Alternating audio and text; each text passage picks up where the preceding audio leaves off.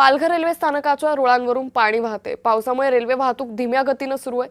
लांब पल्ल्याच्या एक्सप्रेसचं वेळापत्रक हे कोलमडलंय। पालघरच्या पश्चिम किनारपट्टी भागात मुसळधार पावसाचा जोर कायम आहे। जनजीवन विस्कळीत झालंय। पालघर रेल्वे स्थानकावरील रेल्वे रुळांवर पाणी साचले, त्यामुळे रेल्वे वाहतूक सध्या धीम्या गतीने सुरू आहे। लांब पल्ल्याच्या रेल्वे गाड्यांवरही याचा मोठा परिणाम झाल्याचं दिसून येतंय। या संदर्भात अधिक माहिती घेऊयात आमचे प्रतिनिधी विनायक पवार यांच्याकडून। विनायक, पालघर रेल्वे स्थानकाच्या रुळांवर पाणी साचले, त्यामुळे रेल्वेच्या वेळापत्रकावर परिणाम झालाय, काय अधिक माहिती? हो अंकिता, नक्कीच काल रात्रीपासून पालघर जिल्ह्यामध्ये मुसळधार पाऊस सुरू आहे। पालघर जिल्हा रेल्वे स्टेशनवरती पालघरच्या पश्चिम रेल्वेच्या मोठ्या प्रमाणात पाणी साचल्याने ज्या लोकल गाड्या आहेत त्या थांबवण्यात आल्या आहेत, तर लांब पल्ल्याच्या गाड्या आहेत त्याही काही स्टेशनवरती थांबवलेल्या आहेत।